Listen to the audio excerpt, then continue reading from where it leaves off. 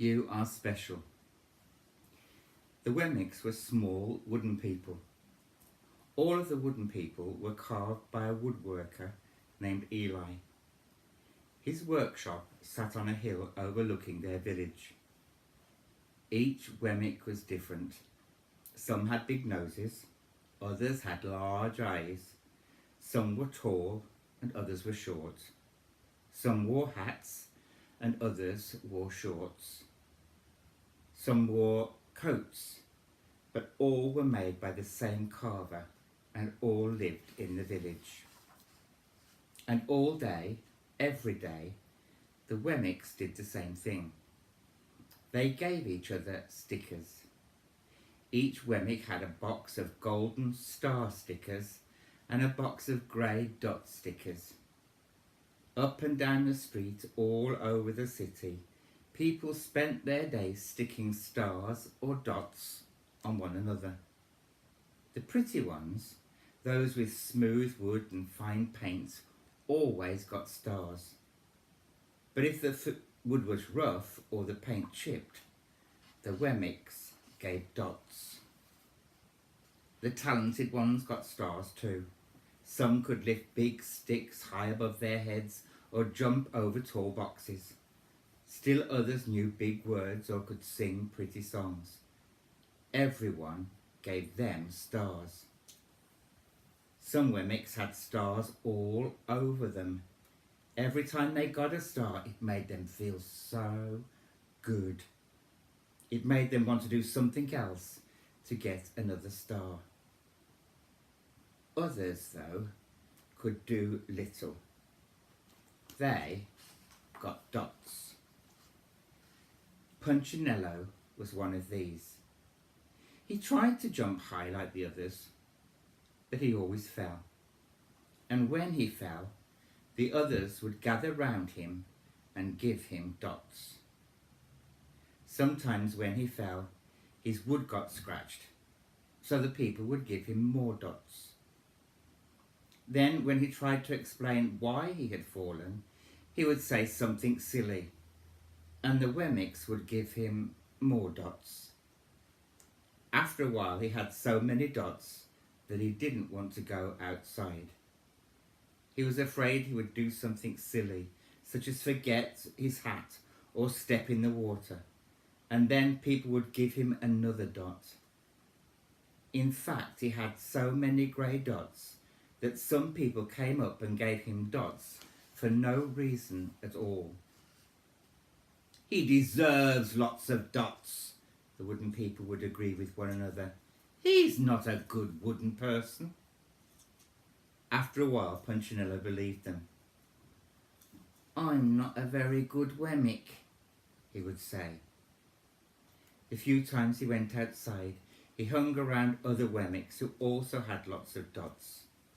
He felt better around them. One day, he met a Wemmick who was unlike any he'd ever met.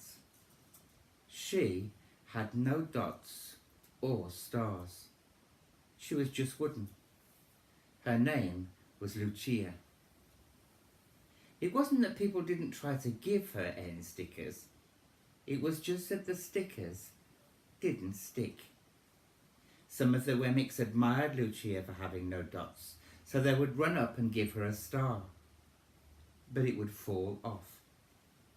Others looked down on her for having no stars, so they would give her a dot. But that wouldn't stick either. That's the way I want to be, thought Punchinello. I don't want anybody's marks. So he asked the stickerless Wemmick how she did it. It's easy, Lucia replied. Every day I go to see Eli. Eli? Yes, Eli, the wood carver. I sit in the workshop with him. Why? Why don't you find out for yourself? Go up the hill. He's there. And with that, the Wemmick, who had no stickers, turned and skipped away. But will he want to see me? Punchinello cried out. Lucia didn't hear, so Punchinello went home. He sat near a window and watched the wooden people as they scurried around, giving each other stars and dots.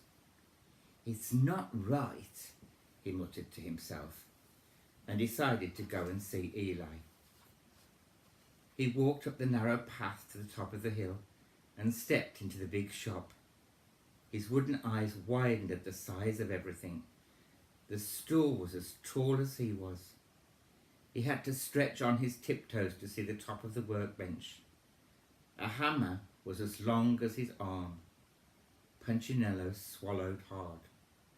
"I'm not staying here." And he turned to leave. Then he heard his name. "Punchinello?" The voice was deep and strong. Punchinello stopped. "Punchinello, how good to see you. Come and let me have a look at you." Punchinello turned slowly and looked at the large, bearded craftsman. "You know my name?" the little Wemmick asked. "Of course I do. I made you." Eli stooped down and picked him up and set him on the bench. The maker spoke thoughtfully as he looked at the grey dots. "Looks like you've been given some bad marks." I didn't mean to, Eli. I really tried hard." "Oh, you don't have to defend yourself to me, child. I don't care what the other Wemmicks think." "You don't?" "No, and you shouldn't either. Who are they to give you stars or dots? They're Wemmicks just like you. What they think doesn't matter, Punchinello. All that matters is what I think, and I think you are very special." Punchinello laughed. "Me? Special? Why? I can't walk fast. I can't jump. My paint is peeling. Why do I matter to you?" Eli looked at Punchinello, put his hands on those small wooden shoulders and spoke very slowly. "Because you're mine. That's why you matter to me." Punchinello had never had anyone look at him like this, much less his maker. He didn't know what to say. "Every day I've been hoping you'd come," Eli explained. I came because I met someone who had no marks," said Punchinello. "I know. She told me about you." "Why don't the stickers stick on her?"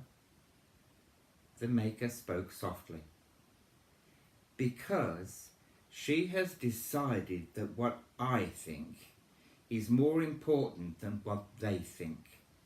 The stickers only stick if you let them."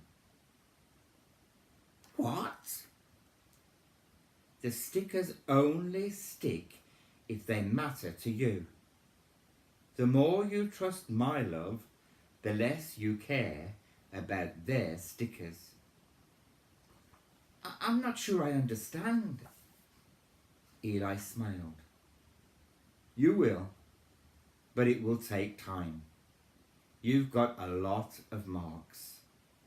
For now, just come to me every day and let me remind you how much I care." Eli lifted Punchinello off the bench and set him on the ground. "Remember," Eli said as the Wemmick walked out of the door, "you are special because I made you, and I don't make mistakes." Punchinello didn't stop, but in his heart he thought, "I think he really means it." And when he did, a dot fell to the ground.